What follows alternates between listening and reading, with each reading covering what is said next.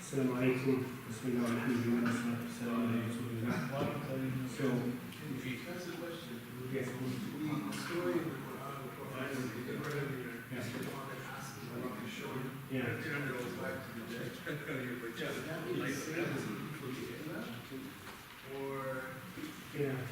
So my understanding from, something else. yeah, I think maybe one understanding is that some of the scholars say that this is his way of teaching his own community. That it was an interaction at a public level to teach. Then there are others who say that this is Ibrahim alayhi salam seeking the comfort of his heart, right, to be given as the followers of Isa alayhi salam asked him to give them evidence, right, so that it settles their hearts. And of course Allah knows best, and of course our scholars know way more. So that answer. So then I'll flip that question to you. No, Since- that's Allah. So we'll get started. Again, this is a class where you ask questions, you probe, and Sheikh Mendes will do the probing as well, right? But it's important to probe, to ask, and to interact. I think it's very important. Please. Is there likelihood of innovation when we are changing Mm. the ruling? Yeah, see, this is, the heart of that question, if I may extend your question to a bigger question, is this hadith about bid'ah, right? That people, every khutbah we hear bid'ah is dalala and dalala is nar, right?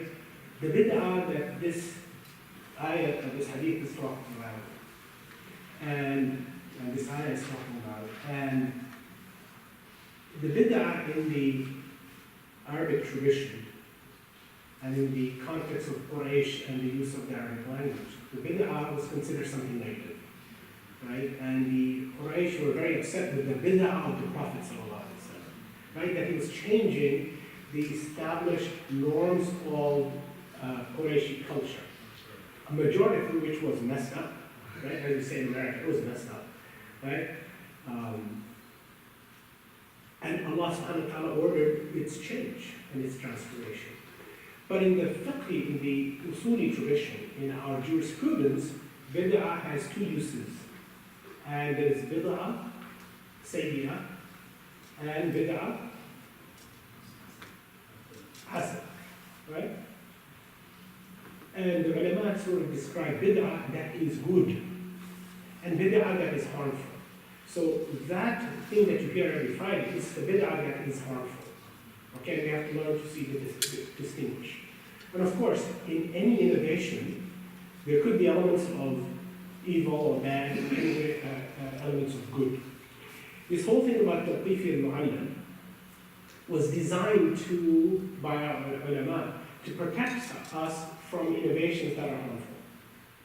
Okay? So, this salah, the ritual of salah, which is standing, qiyam, and ruku' and sujood, this was given to all prophets. These three essential parts of salah were given to all prophets. Alayhim salam. The cycles of prayer, whether it's 5 or 3, according to Orthodox Jewish tradition, and how many cycles of standing, bowing, and prostrating, these vary. Okay? But the essential components of salah were given. The reason why our ulama invented this technology, and I want us to think about the phrase I'm using, it's a methodology, a technology that our ulama invented to protect the diffusion and the forgetfulness of these principles. So, if something is tawqifi, I cannot figure out its rationale. I also, as I say, the ruling cannot change. You can't just flippantly say, as other past communities did with their prophetic teachings, it doesn't suit me, let me change it. On the other hand, those that are mu'allal, that have an illah, if the illah is no longer in operation, then the ruling can be suspended. What does that mean? That means that if the illah no longer applies for some reason because time changed, the place changed, whatever the case might be, and this is a very rigorous analysis. It's not a flippant thing that I just get to decide the illah no longer applies. But if the illah doesn't apply, the command doesn't apply anymore. If the illah doesn't apply, the command doesn't apply. Or at a minimum, it can be suspended. Okay? So this was the methodology that allowed salah to remain exactly as the Prophet ﷺ taught us. Right? It hasn't changed. It hasn't changed. Because the ulama declared it tawqifi, the form to be tawqifi. Because one could argue, okay, there are some Muslims, as an example, they will argue some of the Sufi traditions that sort of teach, and this is prevalent in South Asia, some of the Sufis, which in my humble view, and Sheikh Manis can correct us or me, they will say, in your relationship with Allah, you can reach a maqam, a place where salah is no longer a hukm for you. Well, that's a disaster as a position, right? There's no justification for that position. Because you're dealing with what? At-tawqifi ibadah. You don't have a rationale cause for the form, form. So you can't mess around with the form. We need to pray exactly as the Prophet commanded us to pray, and no different, no addition, no subtraction. Yeah, we would call those misguided. Yes, Sufi. yes, and that's important because again, we have trends in our American Muslim community. Either we are anti-Sufi or we are for Sufi. Sufism is not a school of thought. It's just an intense way of connecting with Allah subhanahu wa ta'ala and the love of the Prophet. Right? So we put labels and we get into trouble. But again, we live with labels, fortunately or unfortunately. Yes. Example of moon cycle. Yes. Some people go with the calculation, some with the naked eye. Yes. So is it an innovation? No. Or what you call it? No, I think it's an argument, it's a fiqh argument. So the proponents of citing make a fiqh argument. The proponents, using the same hadith of the Prophet, make an alternative argument, and they say, no, it can be based on calculation.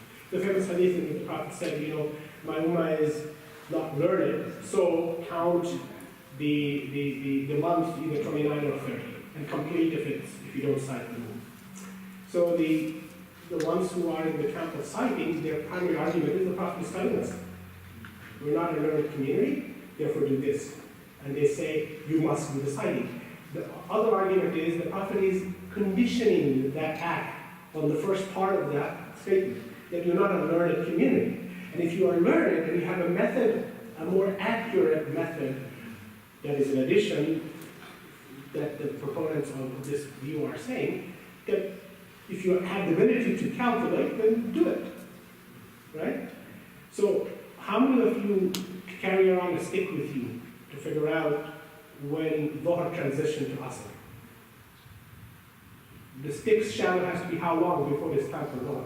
Before it's time for Asr? Twice as long. All right, twice as long, right? How many of you carry around a stick to determine that? You stopped. How many years ago did you stop? Approximately 700 years ago, when we invented what I never wear any longer, a watch, because I've got a phone for it. I've got an app for it. You no longer go with what was the original way of telling the time for Salah, because now we have alternative means. It took 50 years, according to some researchers, when it was first proposed to just go to calculated times. People argued about this. I have not argued about, we can't go to counting Salah by this. We've got to measure it. That is a dead argument. Because you've got watches, you've got the ability to count time. And until more recently, astronomical advancements weren't there to the point where we could calculate the birth of the new moon, right? 1 second after the new moon, the hilal is there, just invisible to the eye. Right? So I think both have positions, Okay, and again, we need to respect our scholars for the positions that they take, as long as they are rigorously argued. Okay, and which one will win out for our relevant situation in the United States is a function of how the public consumers of these positions, you and I, engage with it, right? So without any prejudice, how many of you like the citing method right here? Just without prejudice, without any judgments, right? And how many of you like the calculation, which is more predictable, and you know our lives in America are so driven? Okay, so here you have a share. Who goes for both? Oh my God! What's up with that? Right? What's that? Especially on the weekend. Okay, so you can see, and this is, you're blessed with Sheikh Mendes. Okay, and I'm praising him to his face, not to his back. Right? So this is okay. And Allah always protect him, and protect him for this community and others. Because I think by modeling that he likes both, that's a huge benefit for him. So that both parties feel comfortable coming to him. And there's a good technique like that. Right? So, He doesn't want confusion in the, yes. we have far bigger fish to roast or fry, as the Egyptians would like to. Benefit, yeah. I think again, as communities, you know, would I invest my time debating this issue, or would I invest my time into relationship building with my neighbors, which is a higher priority. Without any argument, the second one is a higher priority. I don't want to spend a minute arguing about whether I'm going to go with moon sighting or moon calculation. Right? If the Imam is, I trust him and he says go with this, I'm going to go with this because intellectually I can see the benefit of both. I'm a proponent of calculations. But I'll follow him on, in my masjid if he says we're going with moon sighting. Because we have other priorities. Even though I'm a proponent, and I think that the Prophet indicated that we should go towards a more sophisticated, in my words, calculation method. But that's okay. Because you can see the benefit of communally all of you going and looking at the moon.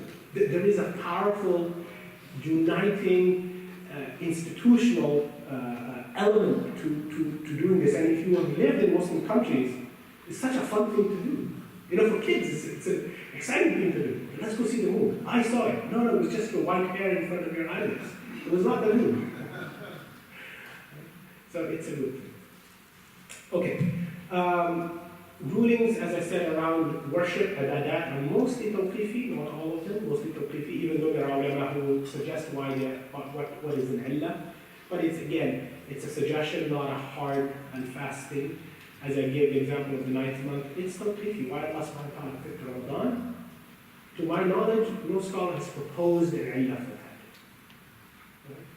that. I'm not aware of it, but I'm not a learned person. I have read a bit. Which prayers are said silently versus loudly? Why is Fajr, Maghrib and Isha loud and Dhuhr and Asr are quiet?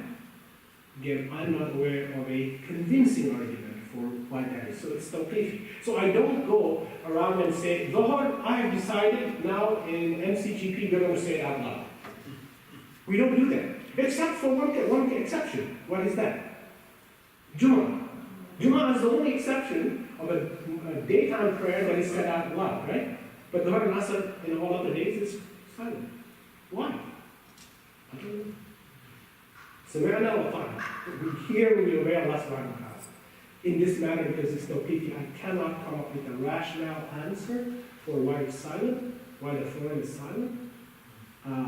That is convincing. And that the ulama have a consensus on. It has to be convincing to your mind, but it also has to be convincing to the intellectuals of the community. That is our scholars. There is a benefit to my mind. Okay. When you are in a proper environment, Yes. and you're doing a job Yes. in a small room, next to you, and if you're doing it silently, Yes. you're not as disturbing them. Okay. That may be a very specific. That is very situational. Very specific benefit. Yes, but if you work long hours and you have to do more of that work, then Yeah. the argument blows, right? So it doesn't work. So, one has to really, yeah. Lower enough, sorry. Yeah. Other questions about Tawqifi? We have a couple of more points to make. Okay, so Mu'allal rulings are rationale based, okay, as I said. They have both a maqsad, a purpose, and that is to their purpose, as to their function, and they have a clarity of understanding as to their form, as I said earlier. Prayers that are said aloud, we gave an example. Now, here's a question by a person. The person says, Sheikh Mendizi just prayed and he used a microphone. Prophet didn't use a microphone. Salah is tawqifi, it's form, I don't know why, so we cannot use a microphone. How do you respond to that? Can't use a microphone. This is not a silly example, it's stuff that people ask.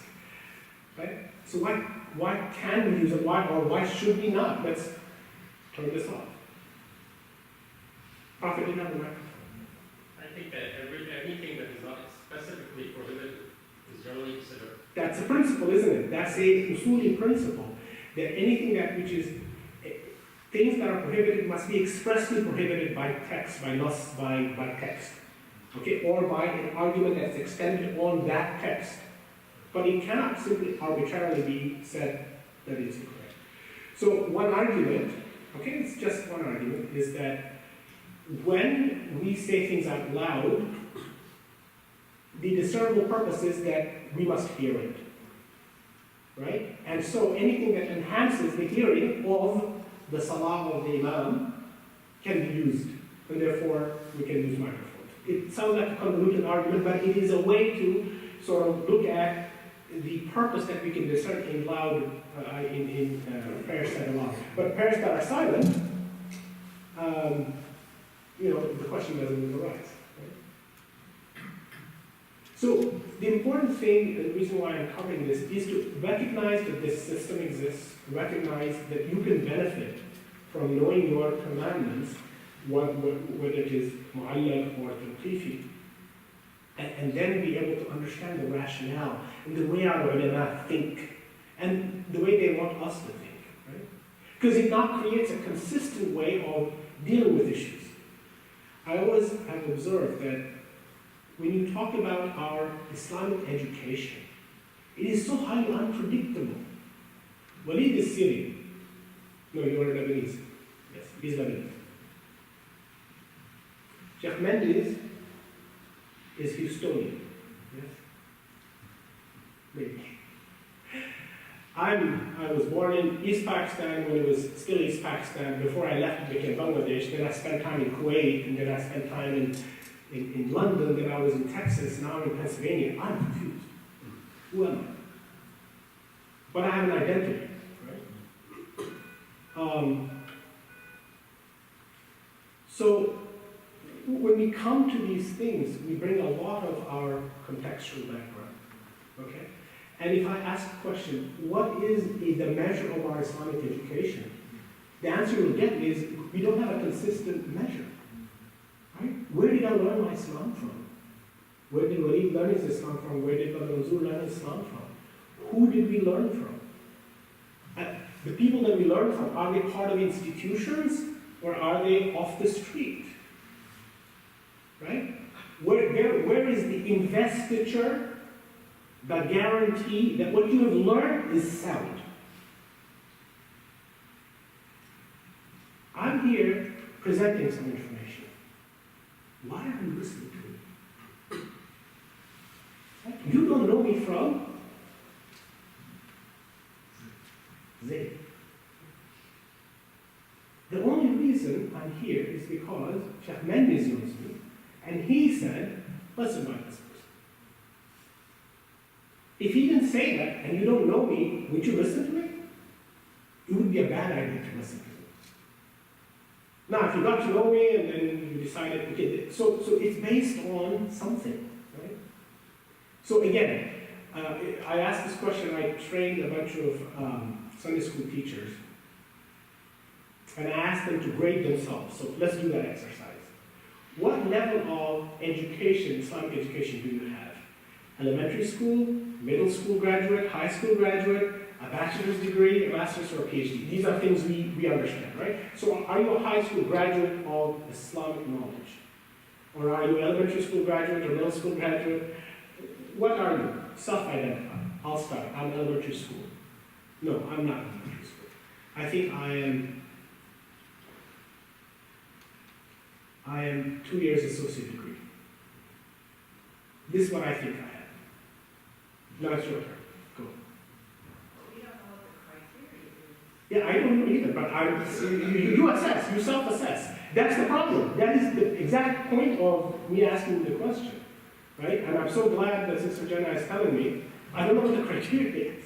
Precisely, that's the point. What is the criteria? How do you know what you know? And that it is sufficient. So Walid, you get to answer the question.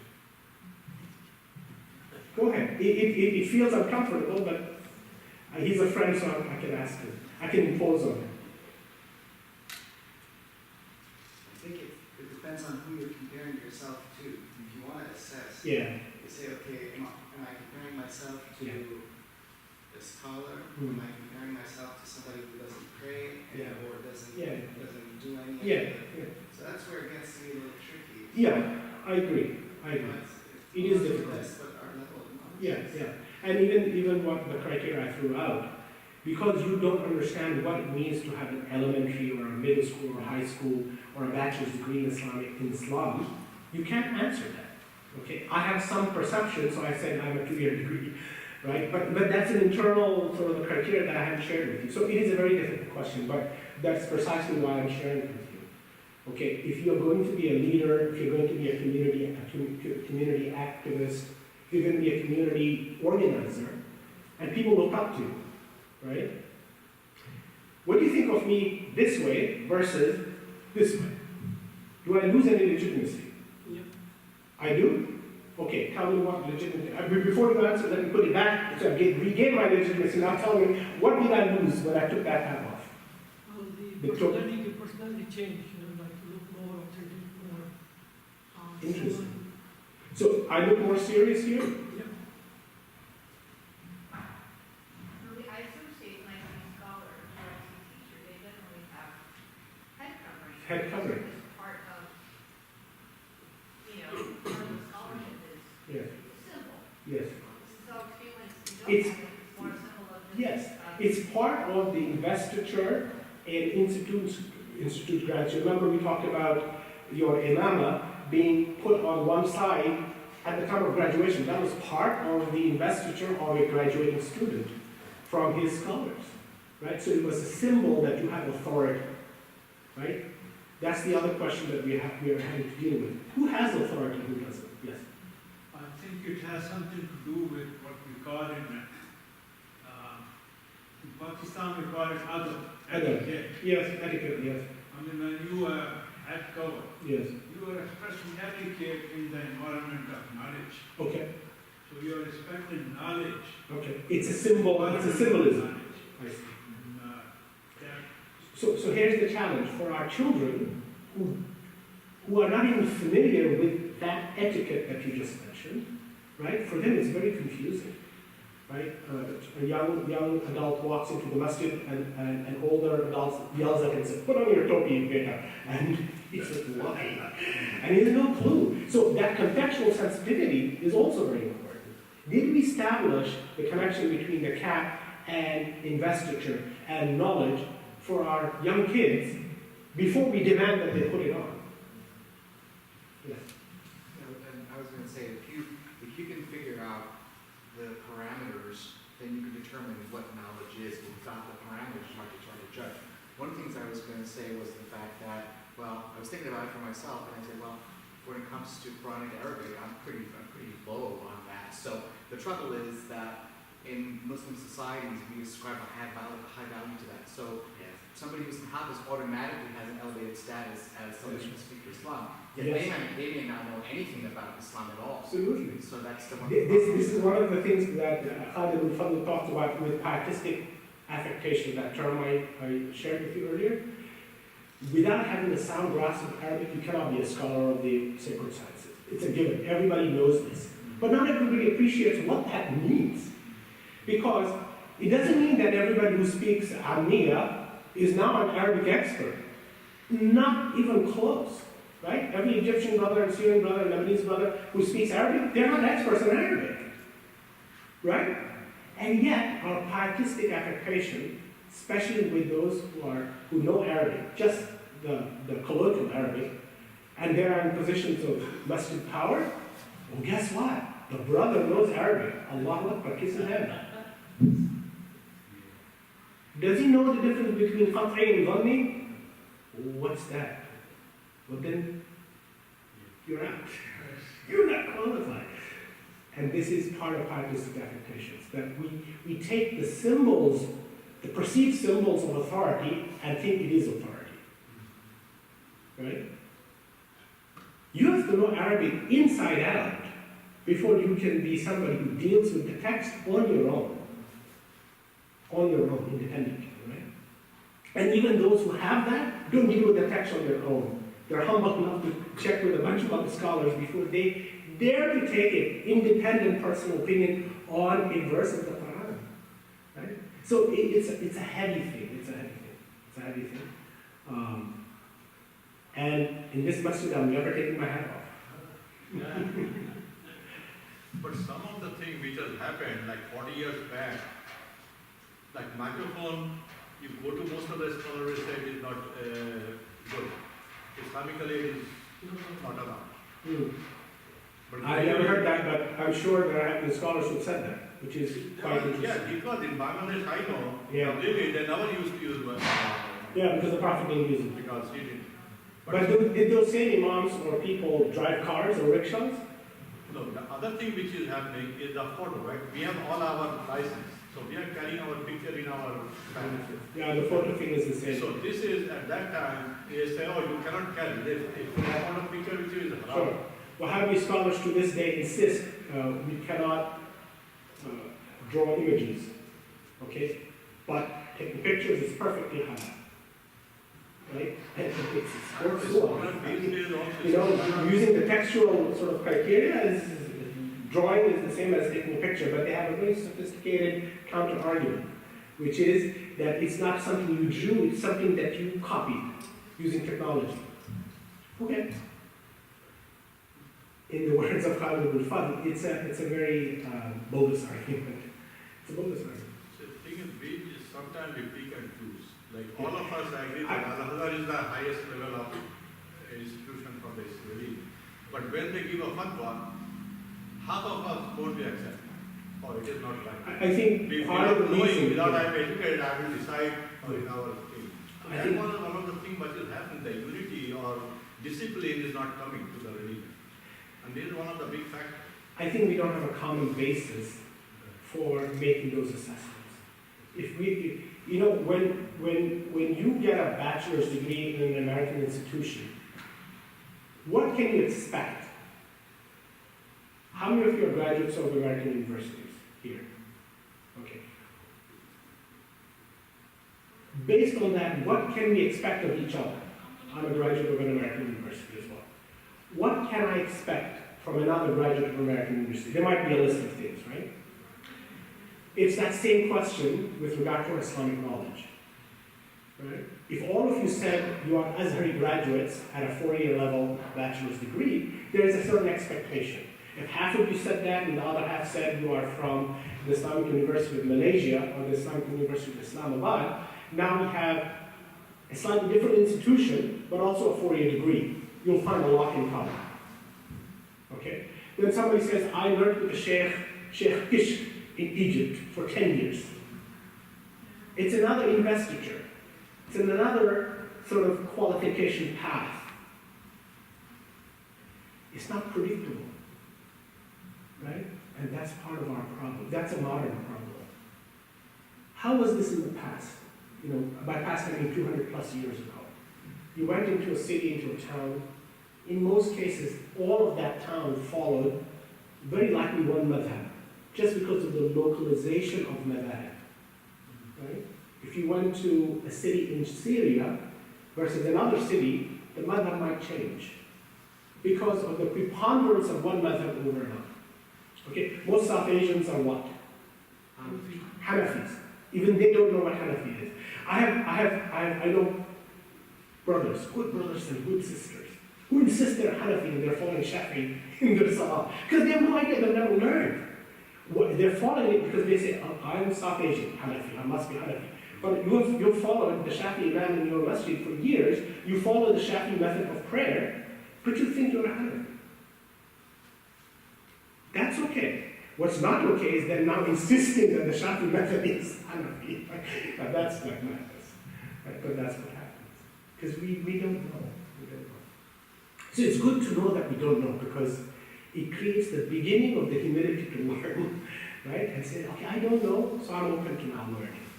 And if I know too much, then that little thing, arrogance, it creeps in, and then we're off the rails.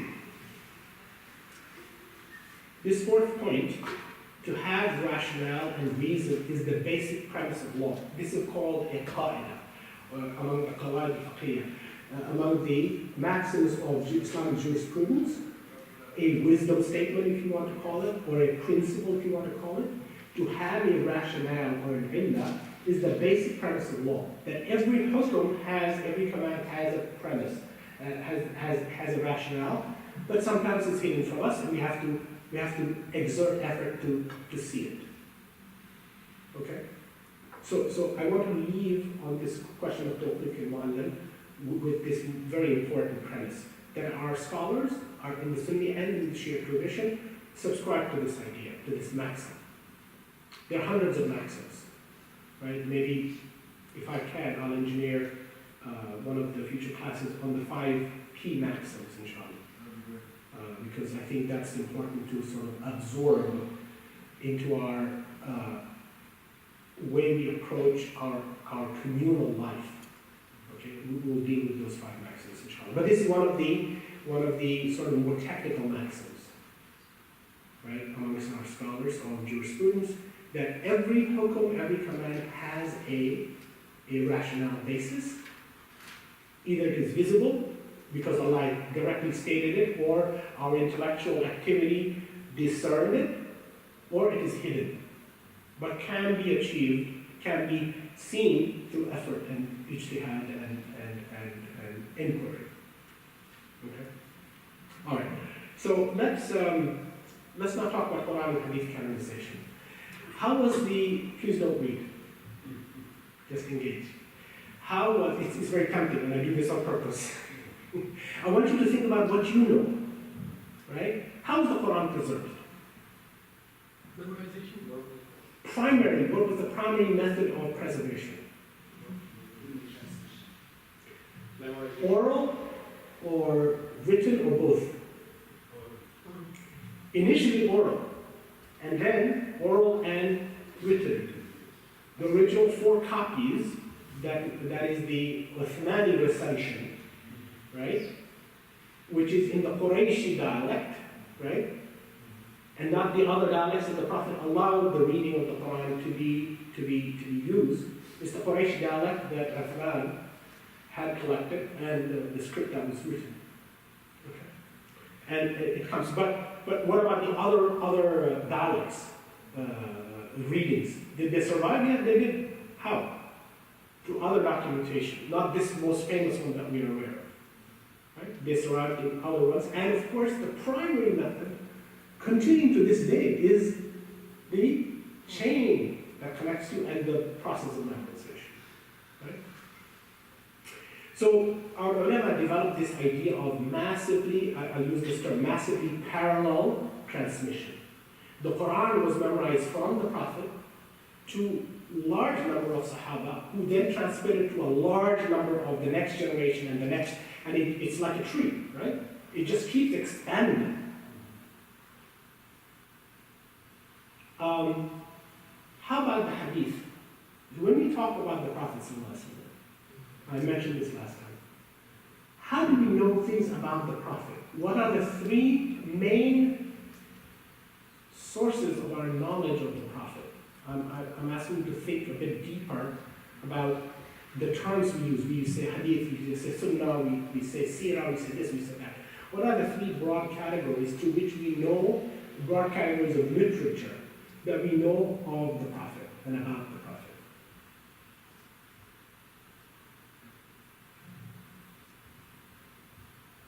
That's a question. Shama'il literature, which is what? What kind of literature is that? It's literature in praise of the Prophet's character and a documentation of the Prophet's character. So Shama'il literature is one type. What's another type? Seerah, the Seerah literature, which are what? Historical narratives, time-based historical narratives. Some of them are heavily centered around the Prophet's, what we would call the Prophet's political life. Other seerahs are around his social life. Others are mixed. A lot of them are military, documentation of his futuhat and his conflicts. Right? So seerah is one, is the second one. And then what's the third one? This is the massive one. Hadith. Right? What's the definition of hadith? The sayings. In actions. The what? Actions. I'm sorry? His actions. His actions. Okay. Report. Hadith is a report, right? That's not we were told, we heard. So the hadith literature is composed of really three components, right? It's what the Prophet did, reports about what he did. What he said, what he didn't say anything. Somebody said, the Prophet did this. Okay, that's documentation. The Prophet said this, that's documentation. And then the Prophet reacted, physically reacted, bodily response, either anger or a frown or happiness to some things that he observed his companions doing. These three constitute the hadith literature. If you see the report, you can categorize it in one of these three. Either the Prophet said something, or the Prophet, it was said about the Prophet that he did this, he physically did something, or he physically reacted negatively or positively to something that he observed, that the Prophet observed. Okay, so all of these three things constitutes our knowledge of the Prophet ﷺ. But now when you ask the transmission question about how these three sources came to us, these three sources, they vary in the way we verify the authenticity of the reporting. In the hadith literature, there was a huge science that was developed. Okay, very rigorous. Right? Jonathan Brown, who is our American hadith expert, he wrote a post recently on Facebook. He said, every time I finish thinking about Bukhari, I think he said he's a worm. Did he use the word worm? He said, I'm like a worm. To the immensity of Imam Bukhari's knowledge and the complexity of how he categorized the hadith. Right? And this is somebody who spent years studying hadith, and he has the English facility to be able to teach it at a premier university in the United States. What a blessing for us, alhamdulillah, right? But that's what he says, he's a worm. When it comes to his perception of Imam Bukhari's knowledge. Right? So we are what? Amoeba. Right? I mean, we have no knowledge. No knowledge. Right? So I think humility is so important, inshallah, may Allah give us that humility. So there is this complex literature. But the same rigor wasn't always applied to the Shama'il literature and the Seerah literature. And our juristic scholars are cognizant of the difference of rigor in how hadith statements reported about him, how they were categorized and so on, versus how Seerah was categorized. So even Hisham's Seerah, that's one of the first Seerahs, has plenty of things that Usuli scholars or the hadith scholars would say, wrong, all erroneous reports. Much of which you might know as a child, you might have been told, this is the Prophet did this. No, not believe, probably didn't do this. Because the authenticity of the report is highly questionable, right? So you can see how, if we don't have a rigorous understanding of these sources and how they were categorized, that it can give rise in the common understanding of Islam. Being aware of it at least gives us caution to be able to ask Sheikh Mendes, can you tell me the authenticity of this so that I can be certain of it? Okay, and then he can give you those assurance, whoever are your teachers. But if you're not even aware of this, then we're just flipping off statements about the Prophet, and they may be wrong. What is the most famous hadith? Have you ever heard this hadith? In the eggplant is a cure for everything. In the eggplant is a cure for everything. Hadith of the Prophet. Yes? It's hadith mawdu'. It's a false hadith. Promoted by the Eggplant Merchants Association. Okay? The Eggplant Merchants Association at some time in the past promoted this hadith. It's false. The Prophet never said this. Right? What about the black seed? Did you say anything about black seed? Black seed. I'm not knowledgeable in hadith, so I couldn't answer that.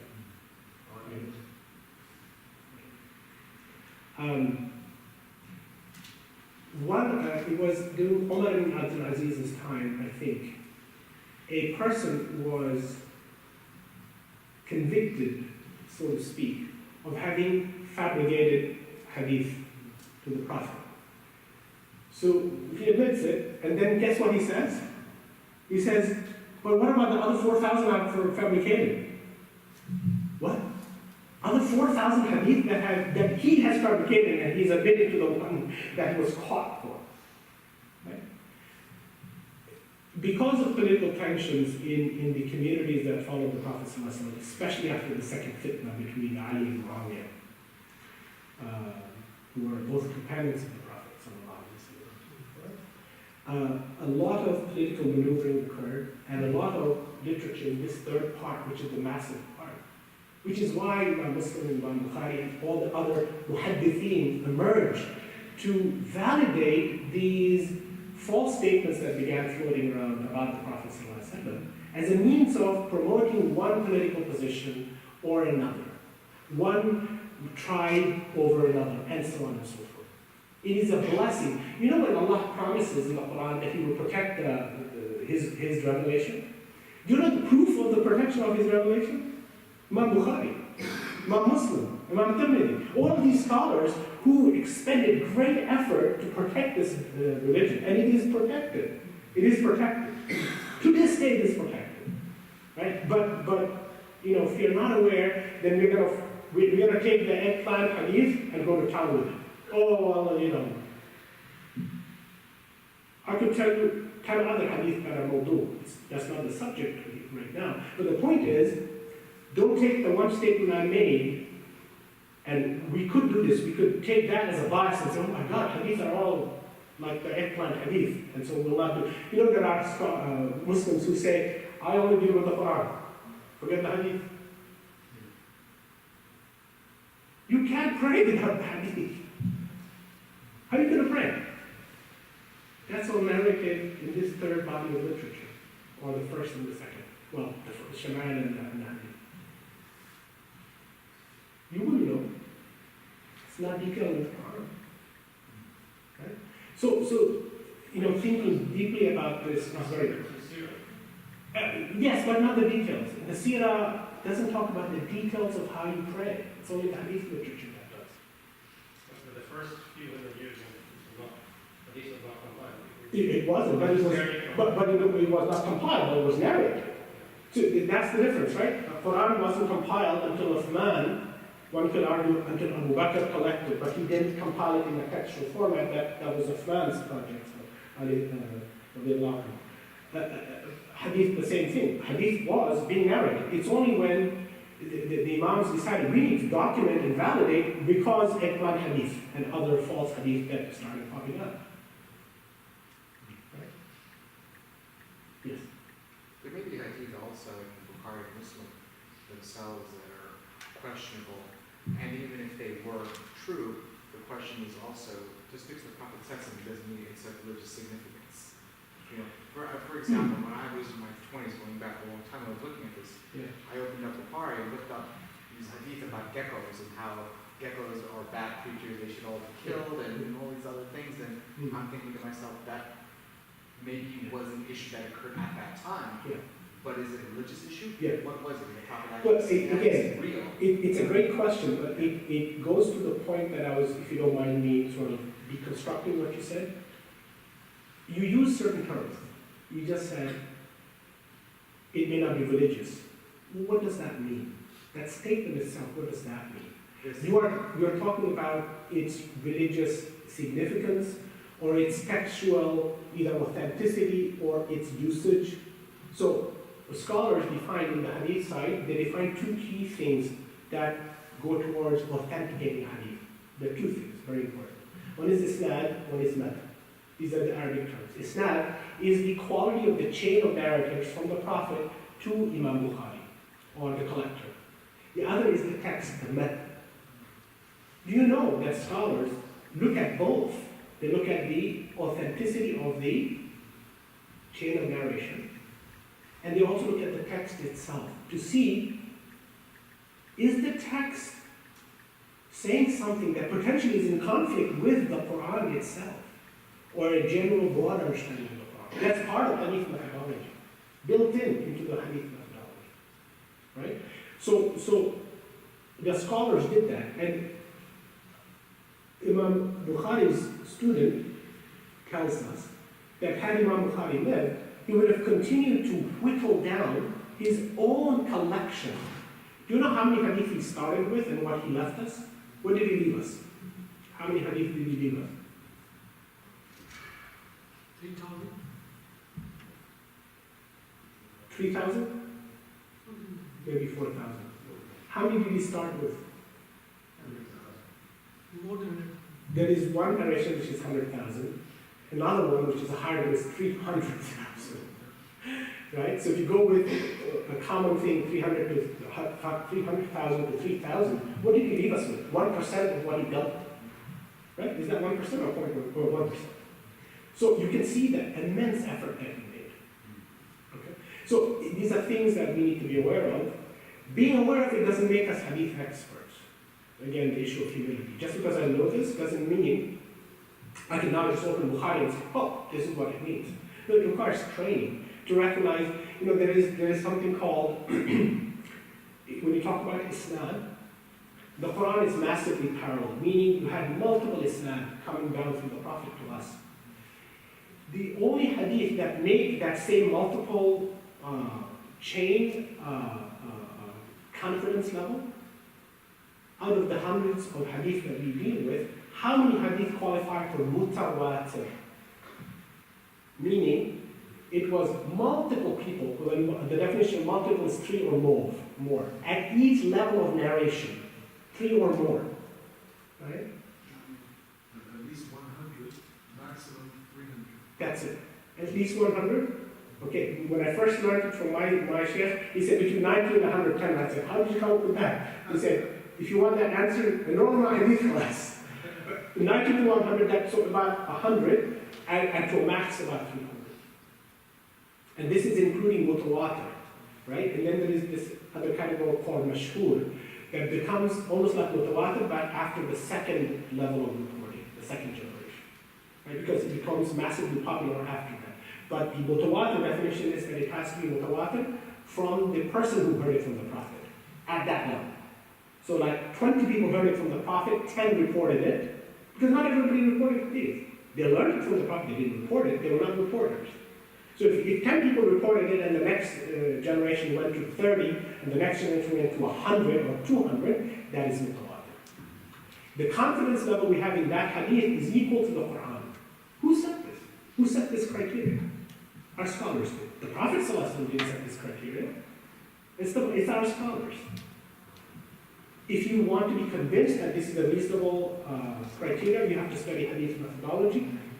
You have to study the transmission of the Quran before you gain that confidence. This is one of the problems. We hear a few things here and there, we mix it, we come up with a concoction, and then we create, in my opinion, chaos. Because we are mixing and matching things without a solid understanding of the principles that these scholars invested quite a bit of time developing, right, for the protection of the religion. And I believe this is a sort of a sense I have, right? That Allah's protection of His word is through the work of these scholars. I may be wrong, but this is what my sense is. Okay. So enough about Quran and Hadith canonization. I believe you would know most of these things. I want to leave you with this idea of mutawatir, massively parallel transmission versus ahad translation. The majority of the Hadith in Bukhari, the majority, 90% or more, right, is ahad. In fact, more than 90%, right, if you look at the numbers. If you go with 100 to Bukhari's 3,000, it's 0.3%. If you go with 300, it's 1%, right? Of the Hadith of Bukhari is mutawatir. The rest is what? Ahad. One single chain of narration. 10%? Sorry, 10%. Yes. 300 to 3,000 is 10. Yeah, 10%. Yeah. Thank you for the math correction. So, we need to understand that the narratives of the Hadith, not everybody who heard statements from the Prophet were actually teachers, had taught. Only a select set of Sahaba were actual teachers. Who are the three famous teachers at the level of the companions? The ones we call the scholars of the companions. Abdullah ibn Mas'ud, who else? Abdullah ibn Umar, and Abdullah ibn Abbas and Aisha. But what do we say about Aisha radiallahu anha? She gave us how much of Islam? Huh? Half? Half. I've heard 1/3, and I've heard half. Why is Aisha classified like that? Radiallahu anha? She lived with the Prophet, and she observed him intimately and publicly. How many companions would claim that? Intimate and public. Right? Even the other Ummahat al-Mu'mineen, other wives of the Prophet ﷺ, although they observed him intimately, didn't narrate and teach as much as Aisha did. Salama narrated probably out of the wives of the Prophet after Aisha, and the second one that narrated is far behind with the number of teachings, the number of actual hadith.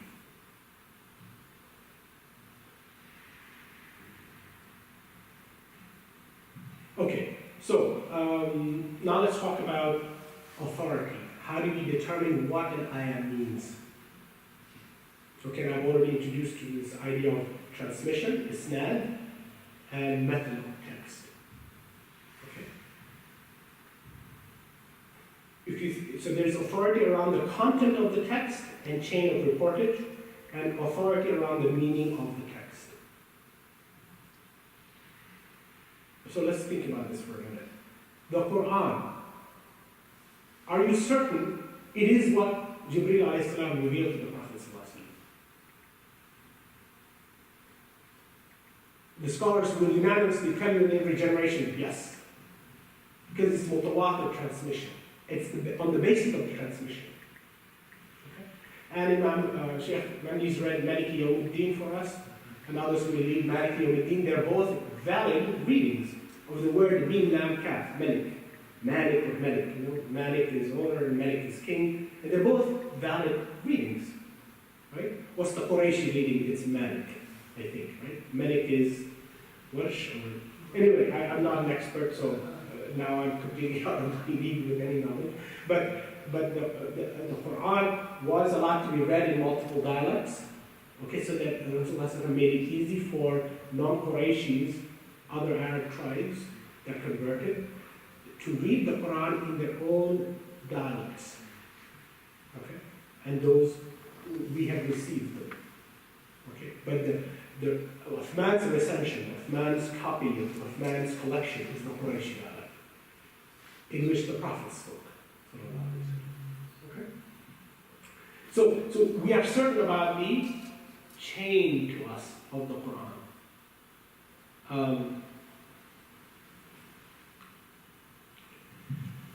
I'll end in another 5 minutes, inshallah. The hadith I talked about, there's between 90 to 100 or 90 to 300 hadith that are massively parallel and considered in terms of their chain as authentic as the Quran. The rest of it is single chain. Okay? The rest of all of the hadith. Okay, if you take the full 6 collections of hadith, it amounts to no more than 10,000. And much of it is repeated. So if you reduce the repetitions, it's 10,000. The majority of the 10,000, besides the 100 or 300, is ahad narrations. One of the rules in Hanafi methodology is that if there is a hadith, I'm sharing it with you just to give you a flavor. This is not a class on usul al-fiqh by any means. But if the Hanafis will tell you, the Hanafi usulis will tell you that if there is a hadith on a capital punishment, it better be mutawatir, otherwise we won't use it. That's a decision that the Hanafi madhab usuli scholars decided to use. It's not a Hanbali view. There's a difference. Okay? But why did they do that? Because they said, I want to be absolutely sure if there's a capital punishment involved that the Prophet actually commanded that.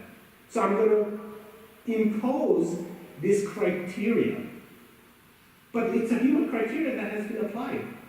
The Hanafis invented it, applied it, and generally the Hanbalis don't agree with it. That produces different fiqh. That produces different outcomes. And that's the reason why the one who's not aware of the fiqh or the place where somebody is coming from will receive one opinion and then go to another scholar who receives an entirely different opinion and become confused. But if you have this framework, then you shouldn't at least be confused. You might not understand why there's 2 different opinions. That's an additional conversation or learning.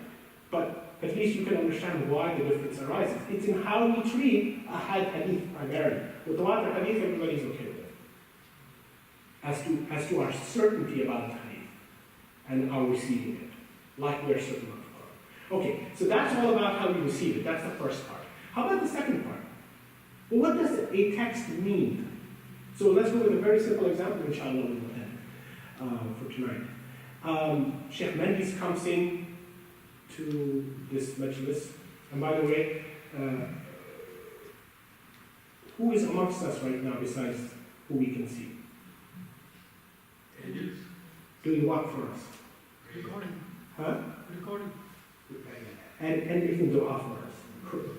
Making dua and remembering us in front of Allah subhanahu wa ta'ala because we are engaged in a process of learning. Right? Imam Malik was once asked, why do you teach? Why do you teach so intensely? And he said, this is one of the tawfiq Allah gave me to teach. So I teach. There were other things other scholars did that he didn't do, but he taught. Right? And part of the reason is that teaching and learning, okay, we are engaged in mutually learning.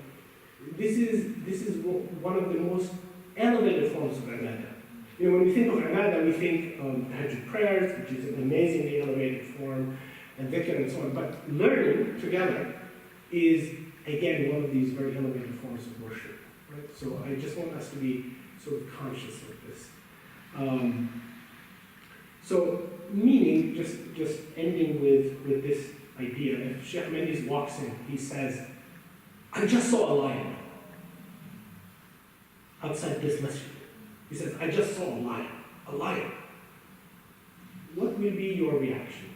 What did he mean when he says he saw a lion? What could he possibly mean, given the context of Princeton Junction on a Sunday night with snow outside? What could he possibly mean when he says he saw a lion outside?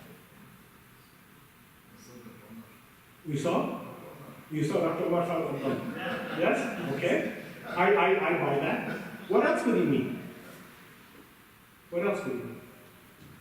Could he mean that he saw the lion from Africa with this nice big mane? Could he mean that? What's the likelihood that he meant he saw an actual lion from Africa patrolling MCGP from all the Islamophobes? What's the possibility that he meant that? It could be hallucinating. It could be what? Well, Hallucinating, Sheikh Mendes doesn't consider hallucinating. It doesn't. I have direct knowledge of that. So he probably meant that he saw a brave human being who acts like a brave lion. That's probably what he meant. Not that he saw an actual lion. But if he were next to a zoo, it's the other thing that he probably meant. So the context of the statement makes a difference in the meaning of the word. Right? This is the feature of what? Of every language. Particularly the Arabic language, because the Arabic language, if you didn't know, I'll tell you a secret. It is the most advanced language on the face of the planet. Anybody want to dispute this with me? Take it outside. Really? Let's take it outside. Arabic is the most sophisticated language on the face of this planet. Absolutely. Right? It is such an amazing, such a mathematical language. Can I use that expression for those who are Arabs? Such a precise language. Right? Such an expansive language. If you know the tools of Arabic grammar, you can create all kinds of extensions to this language. Predictable extensions. That another Arabic linguist will hear you and say, I know exactly what that means. Because you follow the pattern of the Arabic grammar. Right? So Arabic is a very sophisticated language, and I have not heard an answer to this question, but where did Arabic originate? Most people say it's Yemen, right? I mean, linguists say it's Yemen. Okay? My theory is it's a revelation, it's a revealed language. Somehow Allah revealed it, but I don't know the mechanism. Right? It's not, its features are extraterrestrial. Literally, I mean, it's such a powerful language, I don't think it's part of a human invention. Like the revelation of the Quran. It's not human construction, it's construction by an Akbar.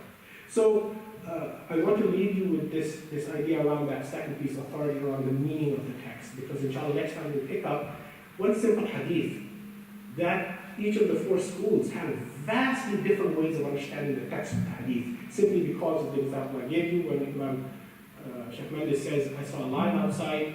Most of us will understand it that way. Some of us will understand it in that minority way that he's talking about a lion, highly unlikely. But it could be possible.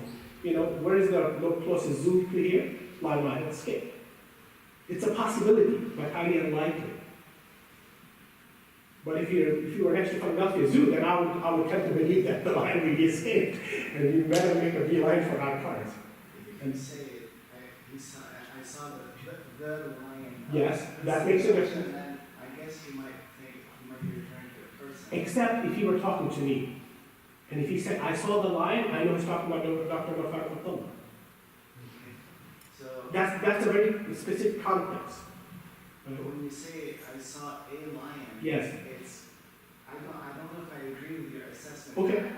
It could be that he actually saw a lion. It could be. But the likelihood of him seeing a lion versus describing a human being who's like a I lion. know that I know him to be a trustworthy person. Yes, I know yes. that he's able to verbalize that this is a person that he saw that was acting in a courageous way, but he's not going to refer to that person as a lion in a complete box. What if he came in and said, amazing, I saw a lion. Then he comes from the masjid and says, Allahu Akbar, starts praying. And there's all these people and there's a lion wandering around. They're not looking at him and saying, He'll be outside. right? And the kids are outside and he's not giving us any warnings. I know he's not talking about a real lion. That's right. Right? So it's the context. It's his behavior. If they were truly alive, you should be coming and screaming to the top of the world, save yourself, it's a lion, physical, lion. Right? But he didn't do that. He said, I saw a lion. Allah. But he's praying his tahiyyat al-masjid. What are you doing, Sheikh? Remember this? Did you call 911? No need. I just saw a brave guy outside. Cool it, man. Right? In So- Pakistan, it could be viewed as, it could be interpreted as a brave man. A brave lion. Right, I think it would be a really common system. Yeah. The people always say He's a lion. Yeah. Yeah, so there is a contextual use of the language. Okay? And there is the context of the person who's reporting it. What could he possibly do? So it's important to recognize the complexity. And this is, again, as I said, it's not particular to Arabic, it's general. But if you're not aware of it, then we may reduce Arabic from its beautiful complexity to something that is very shallow. And that is what a non-scholar will end up doing if you don't have the appropriate training in the language and the tools on jurisprudence. So inshallah we'll pick it up next time. And that's the problem with most translations these days. Most English translations are very shallow, very incomplete, very misguiding, and I see a lot of contradiction, even if you take 4 or 5. The challenge for us as an Ummah is we're studying the Quran in a non-Quranic language. You don't study Quran in English or French, or you study it in Arabic. So imagine if all of us actually have the facility with the Arabic language. Our unity would expand exponentially.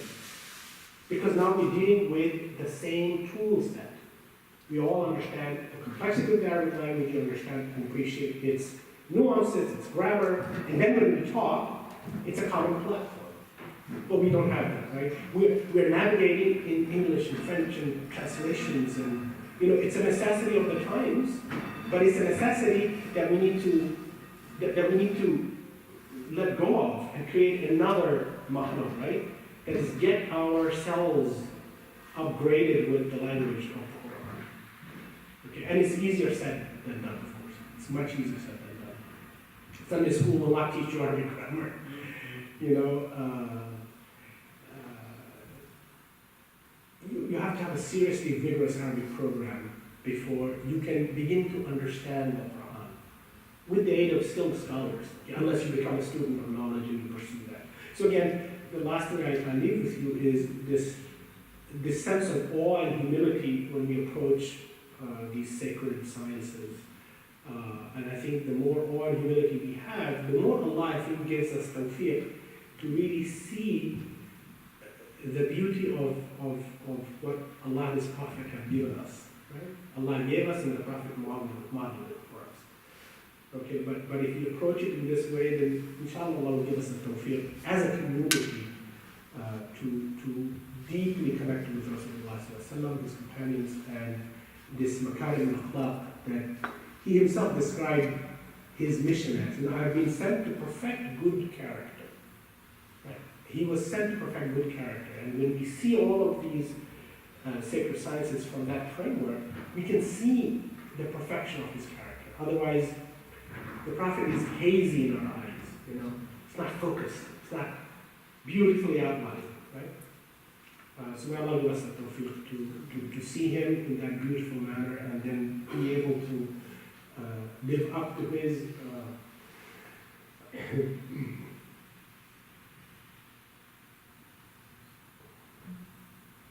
Just wanted to add something. The issue you said, English, Arabic language. Yes. That's yes, you do that. yes, But even when you graduate, you say you have a bachelor's degree in Islamic studies, yes, the word bachelor comes from the fact that universities are under the church. yes. And when you graduate, you take a vow of bachelor. Oh, bachelor's. Of the church. Yeah. You Thank say you. you're a bachelor of Islamic studies. Thank you. And the masters were the people who would actually donate money to the church. I They see. didn't have to take exams, they would just be masters. I see. You would just donate money and get a degree. Yeah, but we just take it for granted that Yeah. I'm a master of Islamic studies. Masters, generally people who never studied, they just gave money. I see. I don't use it. You give money to universities. Exactly. They used to give money to the universities back then to people who were generally, not poor. They had to rely on me. So many families. Yes. And they would serve the master I see. to be able to study. Yeah. But they would have to take a vow of bachelor. A master would not have to take a vow. Exactly. Thank you.